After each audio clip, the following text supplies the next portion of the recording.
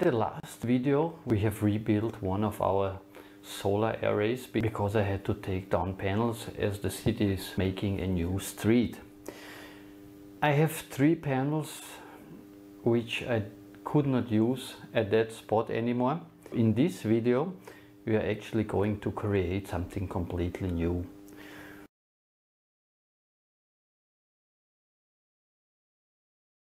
We are going to make a new PV array, but it's not just that we are building something new, it is about optimizing what is here. So you will see in a moment what I mean with this. We are having here a holiday resort. There's a certain demand for energy here in our resort, and I have built an existing solar system with battery backup. So there is still a little bit of potential here to make it better. In a moment I will show you a graph on the computer which is kind of representing a normal day, and you will see what I mean, what the problem is, and of course how I want to solve it. And this is all about this new project. We are trying to tap into something what was not used until now, and yeah, I hope it will be a successful addition to our existing systems. If you look here down at the graph here from my Powerwall monitoring, this is representing the total available power in our resort. Either we are exporting, or if it's minus, then we are actually importing energy from the grid. This is starting sometime at afternoon. So at the afternoon we are typically exporting power, and this is a time where the battery will charge itself. But at some point the day will be over. In this case it was abruptly over because probably a lot of clouds in the late afternoon, and around 5:30 I have set the Powerwall to start again pushing energy into our systems using the inverters. And as you can see here nicely, for the next few hours the graph is getting really steady. As long as there is power in the battery, the graph will kind of be quite steady. At some point the battery then is depleted and we will go through the night. Usually not too much demand there, and then it's getting morning, and at around 7:30 demand is starting picking up. Why is that? If you have guests in the hotel, at some point the people are waking up and they start to take a shower or start to use some electrical devices, etc. So this will then go on for a few hours until around 9:30. Then our grid connected arrays, they will start pushing energy into our system, and then the graph will go back to excessive power, and yeah, we are then having a chance again to store energy into the battery again. The cycle is repeating. So there are actually 2 periods during the day where you have a high demand, and that is in the evening before the inverters start working and pushing energy back. And then you have another demand peak, and that is the early morning. But in the morning we have 2 problems. The solar arrays do not yet produce power, and the battery is already depleted. So that is actually the time where we have the highest import from the grid. So sometime after 7 until probably 9 or 10:30. My existing grid-tied solar systems like this are actually facing to the west. So these are afternoon arrays. They will start to produce electricity maybe at 9 o'clock in the morning, and then they will have a peak around 1 o'clock.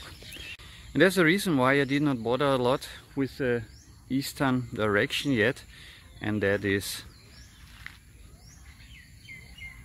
number one reason, a mountain here which stands to the east. So this mountain, the sun will actually rise above it around 7 to 7:30. So it's still okay to use the east. The second reason is, of course, our garden inside the resort. There's a lot of green there, high trees, etc. And they would also disturb a little bit the direction to the east. So all this needs to be considered. Up there is the ideal place for eastern array. This is on our main building, 7 meters height and 45 degrees roof angle. But as you might already understand, this is not a DIY friendly place. So if I wanted to put a solar array up there, I would have to hire an installer. That would cost extra money, of course. I'm not willing to do that now.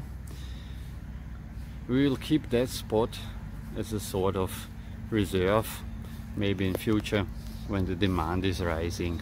I'm going to use the second best option to build an array to the east, or at least the eastern direction, and that is an attachment to this 3.5 kilowatt peak array. This is facing to the west southwest, and I want to add an addition like this. The addition would be actually a little bit facing to the north. It is an east-northeast, so that's why we're not just going to attach panels on this side. They need to be a little bit adjusted, because I don't want any northern direction. I want to have the power really also in the winter time. So the panels will have to be tilted a little bit like this to watch into the eastern direction. This would be how the sun would actually now fall when it's rising behind the mountain. So you can see we can attach some panels here. They are in the sunshine right in the morning, but of course we need to do something about the positioning towards the sun. This area has 5 panels in series placed that way. So if we start tilting panels, of course, towards the sun, there's one problem coming out of it, and it is that everything what you tilt, you will produce a shadow behind. So we are going to use these 5 meters of space to place 4 panels, which will be tilted to the east a little bit, and at the front, at the first panel, just extend the mount a little bit and mount a 5th panel there. So there should be 5 panels all tilted a little bit towards the east, and this should be good enough, so we will have some more energy on that one face in the morning, maybe 7 o'clock, 7:30. So what do I need to build here? We need the extension to this one mount here. This will be again built out of steel. There will be a column here, probably attached to this wall. Then one here in front. We will connect beams from this mount to the other one, and then have 2 beams on the up. But this time the beams on the up will not be just straight. There will have some special mounts to angle the panels on the up, and in the front maybe add a 5th panel. Yeah, that's gonna be it. It will be again some work. This time the video will be recorded over many days and then just finally edited to one piece, because we have to make cabling, we have to also install the inverter. So let's start with the job and just see how the progress is. The structure is already finished. You see the 2 posts there and the beams. They're connected to the other mount. And yeah, now the next one are the two beams on which also the panels will later be mounted, and including into that beams will be then the brackets which are tilting the panels. When I finish one beam, I will show you how that looks like, so you can better imagine. And here the first beam is finished, and this is how it will look like. So you can see already the extra mount here for the solar panel. This is the front side. Here there will be space for two panels, so one in front of another one, and then the three which are behind each other. So yes, they are a little bit tilted then away from the position of the mount. It's about 10 to 15 degrees, and this should then be exactly somewhere to the east, like I want to have it. So the day is already almost over, so I will make the second beam tomorrow and then fit it on the mount. It's the next day in the morning, and as you can see, it's raining. There's a tropical depression going through the area, and it will probably be raining all the day. I wanted to prepare the other beam, but this job will have to wait until it's getting dry. Still, we can do something very important, and this has to do with my electrical wiring here. You know, when I made this place for a solar system, I only had this one array. So all I did was just make wiring and everything for that one inverter, and then I decided to add another small solar system here in front of our coffee shop, second inverter, and I started to patch things together. And also one big problem is that this main cable here, which is going to the distribution, is a 4 square millimeter, which was just designed to run this first array, and it was strong enough to handle the second one, but we cannot add the new array on that cable as well. So our job today is, I have a new 6 square millimeter cable. This one will be pulled to the distribution, and then I bought a new big box here which will replace all these things and already prepare for the third inverter, which will be placed somewhere up there. Perfect day for a job like that, because the solar systems are not going to produce any power today anyways, and it does not really matter if I take this offline. Okay, let's go inside. I show you the distribution, how that one looks like, and then we're starting to do the job. Here is the distribution box where I'm feeding in with all those solar arrays. It is a TNC distribution point right behind the main distribution from the transformer. So this is phase 1. It is coming from the main distribution outside via a 80 amp breaker, two 16 square millimeter cables, and this is coming here. And you see I have 3 buildings on this distribution, and then also my off-grid inverter, the grid bypass, is hanging here. And yeah, this is the cable which is coming from the solar systems. It is just connecting here to these bus bars.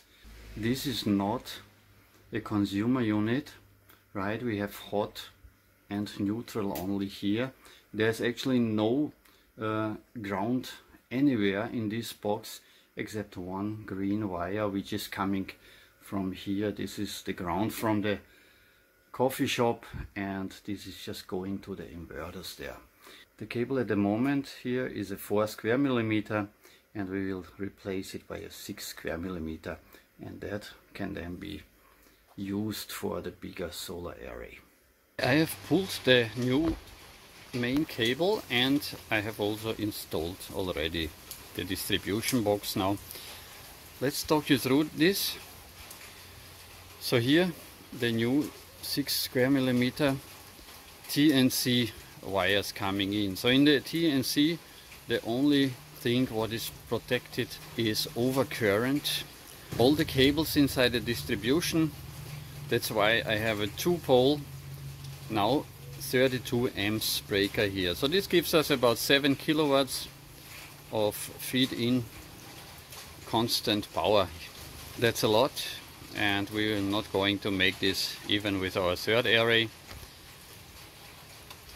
From there I'm going to a neutral bar, and this one you have to imagine a little bit differently. There will be, in this empty spot, will be a WinRail terminal block where all these phase wires will be connected. Why do we need that? Because we have our SPD here.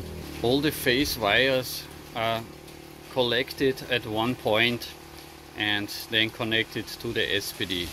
So this brings us to our second device here. It's an AC SPD. Don't forget about this one. Very important. It is protecting now every inverter on the AC side. Then behind the SPD I have 3 normal breakers, MCBs. So these are now the phases of every single inverter. So it will be 3 in the future. The 4th MCB is just a circuit here outside the building. So here on this spare slot will be a terminal which I have to wait for. It is unfortunately not available in Thailand, and it will come from China. So I have to wait. And then we have here what's typically somewhere at the mount. For one of the arrays, for the small array, I have included it here into this box. So I have the DC fuse here, and right after the DC SPD from that one array, right? So for the other 2 arrays, the big one and the new one, these devices are already installed in the DC circuit somewhere at the mount. So this is how I am usually setting up a distribution box at the inverters, especially when there's more than one inverter. It's still raining, and this is not going to change anyways. 80 liters of rain per square meter in the last 4 days, and there's still no end in sight. Water everywhere. This is day number 4 in my build of the eastern array.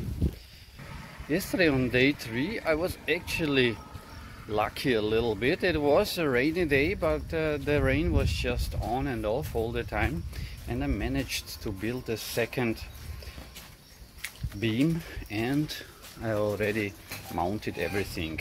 Let's show you quickly what happened. So as you see, the mount is finished.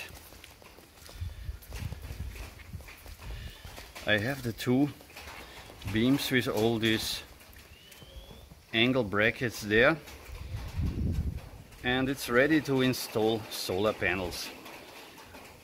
I have the panels already, and I will tell you more about them. But today, as it looks like will be another rainy day, there's one thing we could still do today under the roof here again. This is installing the inverter. Rain all around our property, so yeah, it's a little bit a bummer. So yeah, the inverter which I'm using here is the 1500 watt litho inverter from the garage, which had the 4th array on it.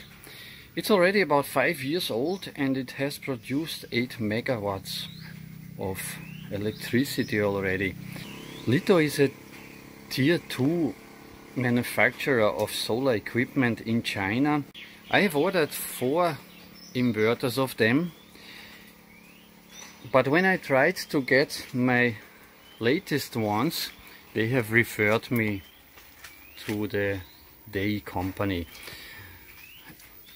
So all the consumer market actually from these tier 2 suppliers went to Day at some point, and Day is today the biggest tier 2 inverter manufacturer of China, and as you might already know, they have so many different products, from the normal grid tie inverters to the hybrid inverters, etc. But this inverter is, when you look inside, very robust build. It's solid to the core and you never have problems with it.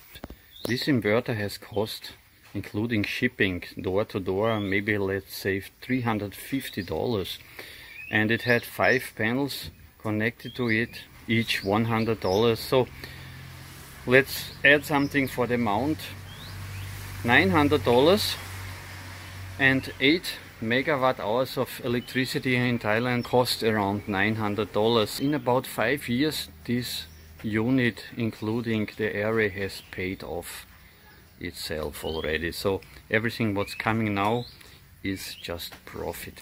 So it will be installed up here, and then the AC will go into this box which we just made, and DC will go just via conduit here, via this wall on the other side here where our new array is located. And it is the end of day number 4. The rain was pouring down until 2 afternoon, and I was only able to install the inverter initially and connect the AC side.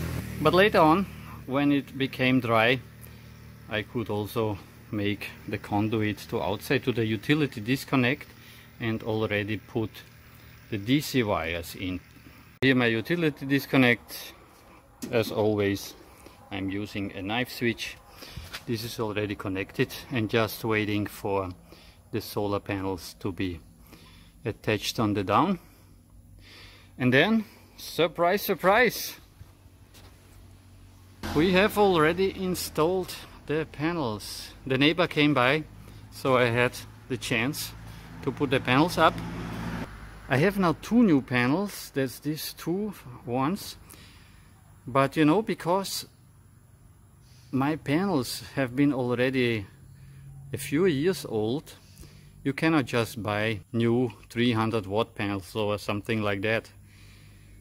So these 3 panels are not the 300 watt panels from the garage. They are actually panels from my off-grid system here. That string had 340 watt panels on it, and those panels are monocrystalline panels. You also cannot get new 340 watt monocrystalline panels, so the new panels are actually polycrystalline. But there's a little difference between polycrystalline and monocrystalline panels when it comes to performance during similar light conditions, and it will always be that the monocrystalline will perform a little bit better. That's why the new panels are 345 watts. That was the best what I could get. So I have now 2 340 watt polycrystalline panels and 3 340 watt monocrystalline. See, the old panels, these are monocrystalline 340 watt panels, and the important thing is current at maximum P, and this is at these panels 8.92. The new panels, these are polycrystalline 345 watt, and here the maximum current is 8.98. So this small difference is good because polycrystalline panels are not performing as well as the monocrystalline, so this should even out. So tomorrow I'm going to connect the wiring, and the only thing what is left here at the mount will be the fuse and the surge protection, and then I can already connect this just to the disconnect switch and the system is finished. Today is day 5 at our new array, and there's only one last small job to do, this is installing our surge protection and the string fuse. So I always use some sort of junction box, take a little bit of a DIN rail and then just add the fuse holder and the surge protection device. So this is a DC surge protection device. They come in many different variations. Always try to use the closest clamping voltage, and yeah, so 500 volts DC, that's anyway the lowest I think you can get, and I'm using the 2040 kiloamp current version. So that's it. This will come up here on the mount, grounding which we need for it here on this surge protection box up there. So the mount by itself is grounded via a rod here, so that's not a problem. After this is done and connected to the disconnect, I have already interconnected the panels.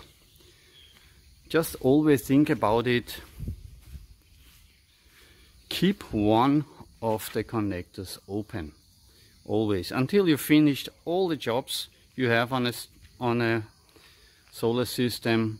Keep one of the connector open so that the circuit is never closed when you're working here.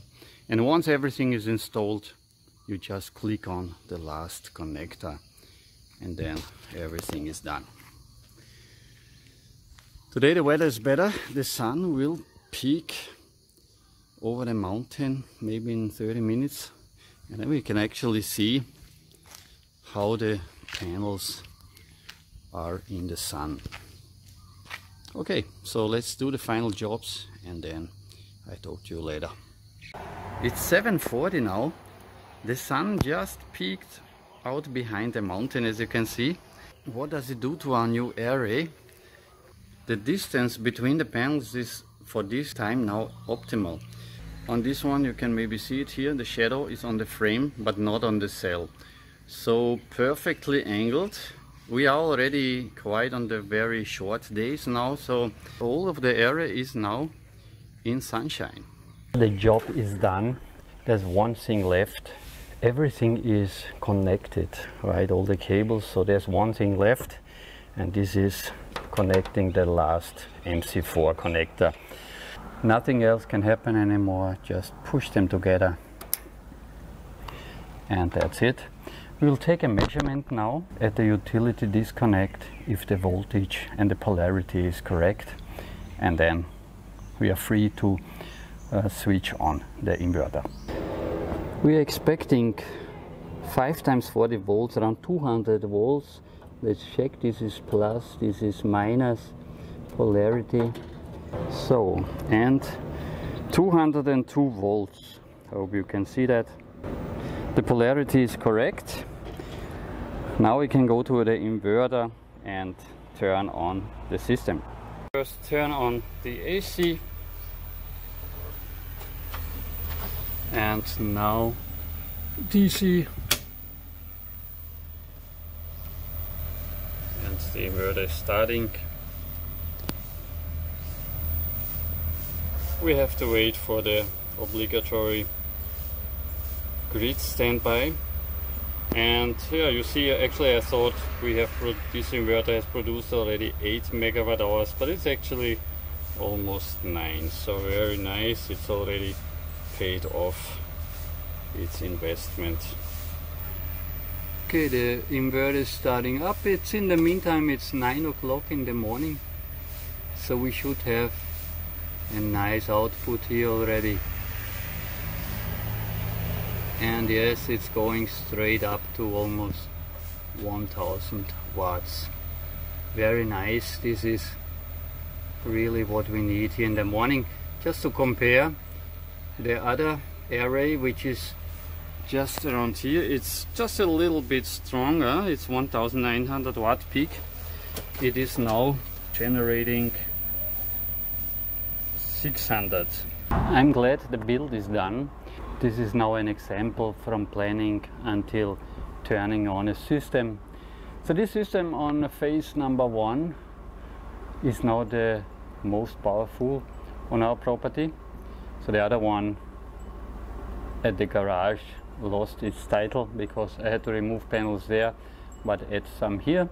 And in total we have gained around 700 watts peak to our overall system, and so now we stand at 19.5 kilowatt peak, and we have a usable storage of 25 kilowatt hours. So very nice. I hope that this concept now is having one area looking to a different direction, so helping us during a time when we usually would not have as much PV power, that this will actually be better in the numbers, because of course this will just improve our behind the meter usage. Everything what you use behind the meter you don't need to store in some battery, for example, and that's really a good thing. Okay, but of course, because this is now the most powerful system, I will have to adjust the power wall to this new situation. We have to be able now to charge more energy from this phase, but this is already a new project.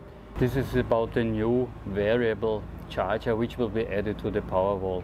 Thank you very much for looking this video. Please like, comment, subscribe to the channel, and I see you next time.